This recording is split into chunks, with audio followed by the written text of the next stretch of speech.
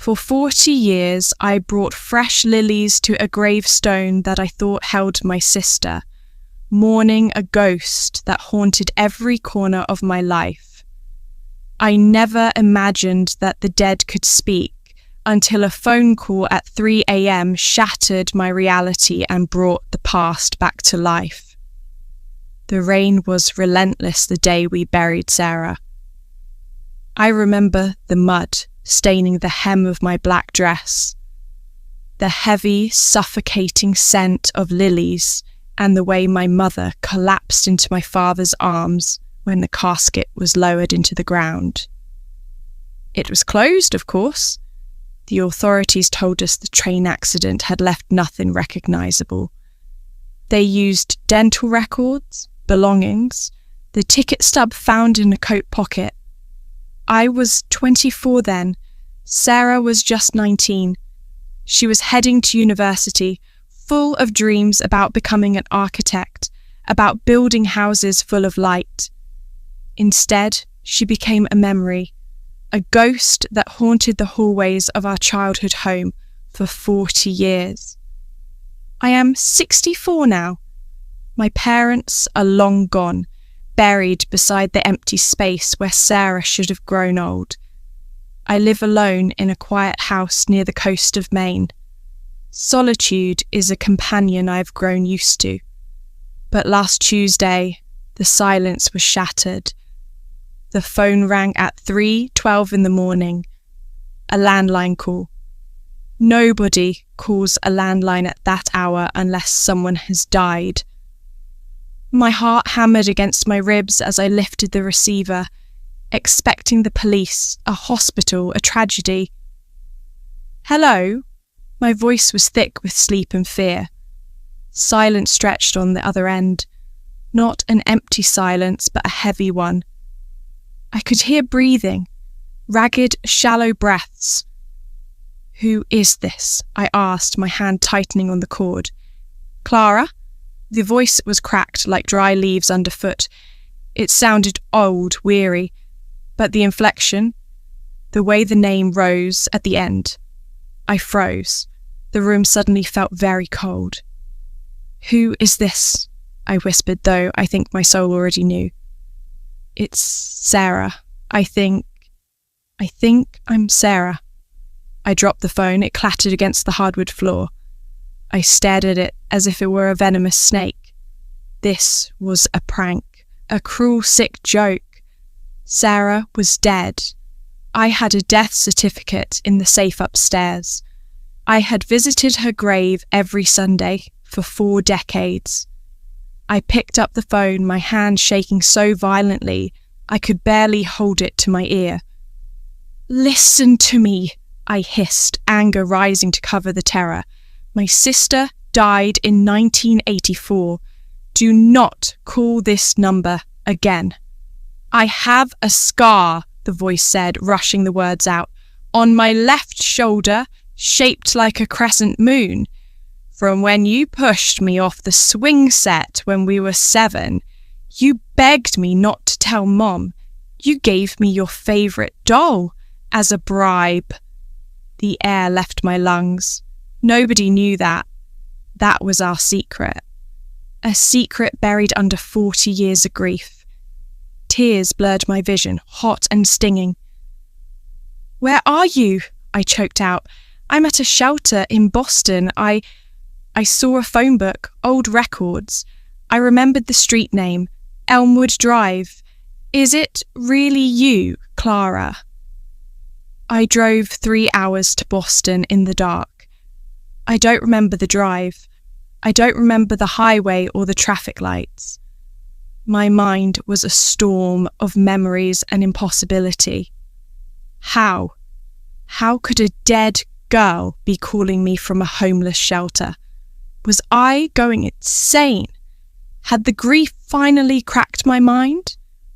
When I arrived at the shelter, the sun was just beginning to bleach the sky grey. The building was brick, grim, smelling of industrial cleaner and despair. A worker pointed me toward a woman sitting in the corner of the common room.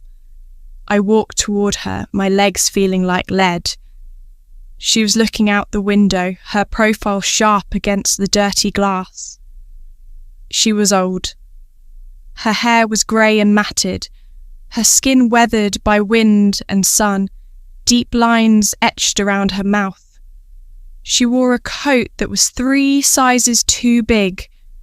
She looked nothing like the 19-year-old girl with the bright smile in the graduation photo on my mantelpiece. But then she turned, and I saw them. The eyes, green, with flecks of gold. My mother's eyes, Sarah's eyes. She stood up, clutching a worn-out tote bag. We stared at each other across the divide of 40 years. "Clara," she whispered. I reached out, trembling, and pulled the collar of her oversized coat down just an inch. There, on her left shoulder, was the scar, faded, white, but unmistakable. The crescent moon. I collapsed. I didn't mean to, but my knees just gave out. She caught me. Her grip was frail, bony, but she held me. And right there, on the floor of a homeless shelter, amidst strangers and the smell of old coffee, I wept. I wept for the funeral. I wept for the empty years. I wept for the sister I had buried, and the stranger holding me now. We sat in a diner down the street an hour later. She ate ravenously, hands shaking as she lifted the fork. I watched her, trying to reconcile the image of my sister with this broken woman. "Where have you been?" I asked gently. "Sarah, where were you?" She looked down at her coffee. "I don't remember the crash," she said softly. "They told me the train derailed. Fire, chaos. I remember waking up in a farmhouse. An old couple found me. I had no ID. My bag was gone. And my head, it was like a blank slate. I didn't know my name. I didn't know where I came from." "Why didn't they call the police?" She laughed, a dry, bitter sound. "Free labour. They told me I was in trouble, that the police were looking for me. They scared me. I was confused, in pain. I worked on their land for 10 years. I was just Jane to them. When the old man died, I ran, but I still didn't remember. I've been drifting, waitressing in Ohio, cleaning floors in Chicago, sleeping on streets when the money ran out." "How did you remember?" "I fell," she said, touching the back of her head. 3 weeks ago, I slipped on ice outside a library, hit my head hard. When I woke up in the clinic, it was like a dam broke. I saw the swing set. I saw the blue house. I saw you. I went back to the library. I searched for the accident. I found the obituary. Sarah Miller, survived by her sister Clara. And I knew I wasn't Jane. We did a DNA test, of course. My rational mind needed the science, even if my heart already knew. The 3 days waiting for the results were the longest of my life. I brought her home with me. She walked into the house like a tourist, touching the walls, looking at the photos. She stopped in front of the picture of our parents. She didn't cry. She just stared, her face unreadable. "They died thinking I was dead," she said. It wasn't a question. "Yes," I answered, but they loved you every day." The results came back. 99.9% match. Siblings. It was official. Sarah had returned from the grave. But the reunion wasn't the fairy tale people imagine. It wasn't just hugs and laughter. It was hard. Sarah had nightmares. She would wake up screaming about fire and crushing metal. She hoarded food in her room, hiding bread under her pillow, a habit from years of hunger. She flinched at loud noises. She didn't understand cell phones or the internet. She was a woman out of time, a refugee from the past. And I had to learn to share my space. I had been alone for so long. Suddenly, I was a caregiver to a sister who was both familiar and a total stranger. We had arguments. She wanted to leave, saying she was a burden. I shouted that she couldn't leave me again. We cried. We sat in silence for hours. There were moments of grace. One afternoon, I found her in the garden planting tulips.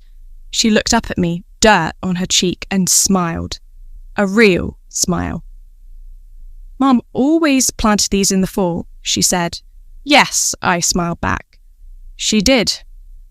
It has been 6 months now. We are slowly stitching our lives back together. We visited the cemetery last week. We stood in front of the gravestone that bore her name. Sarah Miller, 1965 to 1984. Beloved daughter and sister. She touched the cold stone. "It's strange," she said, "to look at your own grave." "We can remove it," I said. "We can take it down." She shook her head. "No, leave it. The girl who died in that crash, she is gone. The innocence, the dreams she had, that Sarah didn't survive. I'm someone else now. I'm the one who survived." She was right. She isn't the Sarah who left for university. She's tougher, harder, scarred in ways that will never fully heal. But she is my sister. Last night, we sat on the porch watching the sunset over the ocean. The air was crisp, smelling of salt and pine. "I'm glad you answered the phone," she said, not looking at me. "I'm glad you called," I replied. She reached out and took my hand. Her palm was rough, calloused from years of hard labour, but her grip was warm. We didn't say anything else. We just sat there, two old women watching the dark creep in, knowing that for the first time in 40 years, neither of us was alone. Life is not a movie. There is no magic fix for the time we lost. I mourn the years we didn't have, the weddings, the birthdays, the simple Sunday dinners. I can't get them back. But I have today. I have tomorrow. I have the sound of her footsteps in the hallway. I learned that grief is a heavy coat, but you can take it off. I learned that hope is a terrifying, resilient thing. My sister came back from the dead, and in a way, she brought me back to life too. The house is no longer silent, and the grave in the cemetery is just a stone. The real Sarah is here, sitting beside me, drinking tea, alive. And that is enough. That is everything.